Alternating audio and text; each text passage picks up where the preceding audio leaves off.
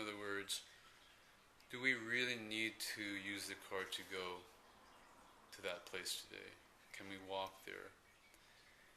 Can I actually use my plastic bag rather than use another paper bag? Why am I forgetting to take my plastic bag and put it in the car so that I don't forget?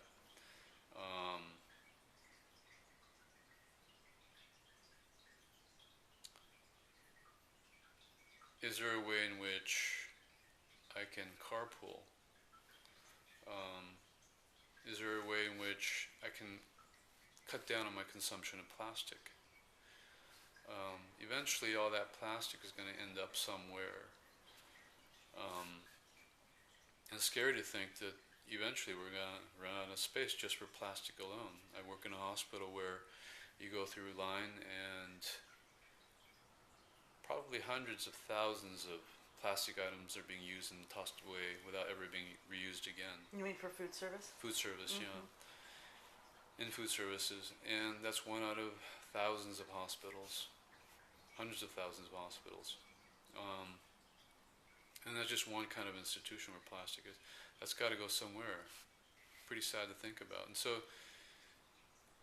what can we do in our workplace to be involved in order to curtail some of that consumption? I mean, there's infinite numbers of ways in which little things that we can begin to do personally to begin to be consistent with the kinds of changes that we would like to bring about. But if we just wait and talk about it, if we just wait for someone else to do something, of course, nothing's going to change. And so much as in the family, where if we expect somebody else to do it or somebody else to change, then it's never going to come about.